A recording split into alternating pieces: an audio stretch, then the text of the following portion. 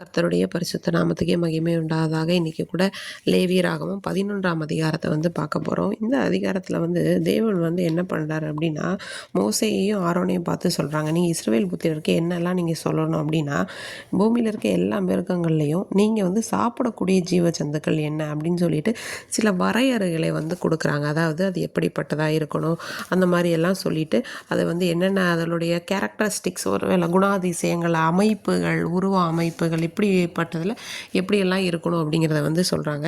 இந்த அதிகாரத்தோட ஒரு நோக்கம் அப்படின்னு பார்த்தோன்னா, ஒரு பரிசுத்த வாழ்க்கை. பொதுவாகவே இந்த லேவியராகமம் முழுவதும் பரிசுத்தத்தையும் பாவ நிவாரண பலியும் பாவ நிவர்த்தி பற்றி குறிப்பிட்டிருந்தாலும், இந்த அதிகாரத்தில் ஒரு பிரித்தெடுக்கப்பட்ட வாழ்க்கையை குறிக்கிறத நம்ம பார்க்கலாம். இப்போ இதில் பிரிச்சிருக்கலாம், 4 விதமாக பிரிக்கலாம். முதல்ல நிலத்தில் வாழும் மிருகங்கள், அடுத்து தண்ணீரில் வாழும் பிராணிகள், அடுத்து பறவைகள், அடுத்து ஊரும் பிராணிகள் மற்றும் பூச்சிகள் அப்படிங்கிறத என்ன பண்ணியிருக்காங்கன்னா இதில் தெளிவுபடுத்தி சொல்லியிருப்பாங்க.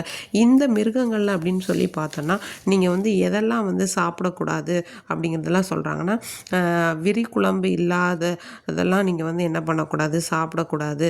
இப்போ அசை போடுகிறத சாப்பிட்லாம், அதுக்கு விரி குழம்பு இல்லாதனால சாப்பிடக்கூடாது அப்படிங்கிற மாதிரி ஒவ்வொரு வரையறைகளை கொடுத்துருக்காங்க.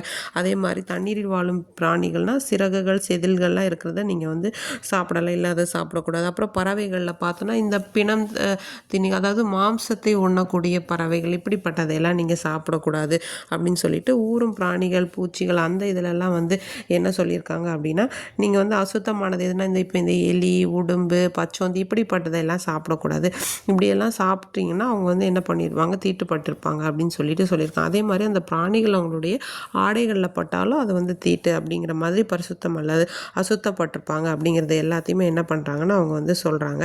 அதே மாதிரி இப்போ உங்களுக்கு ஏதாவது ஒரு மிருகம் அசுத்தமான மிருகத்தை அவங்க இறந்ததை அதை தொட்டுட்டாங்க அப்படின்னா, அவங்க அவங்களுடைய அந்த மாம்சத்தில் சாப்பிட்டுட்டாங்க, அந்த கறியை சாப்பிட்டுட்டாங்கன்னா அவங்க ட்ரெஸ் எல்லாம் துவைக்கணும், அவங்க சாயங்காலம் வரைக்கும் தீட்டுப்பட்டவங்களாக இருப்பாங்க அப்படின்னு ரொம்ப பலவித இதை கொடுத்துட்டு கடைசி இந்த அதிகாரத்தில் சொல்கிறாங்க, உங்கள் தேவன் ஆகிய கர்த்தர் நான் பரிசுத்தர் அப்படின்னு சொல்லிட்டு, தரையில் ஊற எந்த பிராணினாலும் உங்களை தீட்டுப்படுத்தாதீங்க, உங்களை பரிசுத்தமாக்கி கொண்டு நீங்களும் பரிசுத்தமாக இருங்க அப்படின்னு சொல்லிட்டு, நான் உங்களை எகிப்து தேசத்துலேருந்து வர பண்ணின கர்த்தர், நான் பரிசுத்தராக இருந்தாலும் நீங்கள் பரிசுத்தமாக இருக்குன்னு சொல்லி பரிசுத்தம் அப்படிங்கிறத என்ன பண்ணாங்கன்னா நம்ம தெய்வம் இதை ரொம்பவே உணர்த்தி இதில் சொல்கிறாங்க. இப்போது இந்த புதிய ஏற்பாட்டோட காலங்களில் எல்லா போஜன பதார்த்தங்களையும் சுத்தமானவைகள் எல்லாமே நம்ம சாப்பிட்லாம். நம்மளுடைய வாயிலேருந்து புறப்படுகிறதா நம்மளை என்ன பண்ணும், தீட்டுப்படுத்தும், நம்மளை அசுத்தமானதாக காட்டுன்னு சொல்லிட்டு தேவன் சொல்லியிருப்பாங்க, நாம் தேவனுடைய ஆலயமாக இருக்கிறோம். முன்னாடி நாட்களில் இந்த உணவு விதிமுறைகள் சில வேத வல்லுநர்கள் சொல்கிறாங்க, அவங்களுடைய அந்த உணவு பழக்க வழக்கங்கள் அதாவது நோய்கள் பரவாமல் தடுக்கிறதுக்காக கூட இது வரையறுக்கப்பட்டிருக்கலாம் அப்படின்னு ஒவ்வொருவரும் ஒரு கருத்தை பதிவு செய்தாலும், ஆவிக்குரிய அர்த்தத்தின்படி இன்றைய காலகட்டங்களில் நம்ம என்ன பண்ணணும்னா, நம்முடைய ஆவிக்குரிய வாழ்க்கையாகிய சிலவற்றை ஆராய்ந்து பார்க்கக்கூடிய அர்த்தமாக தான் அமையுது.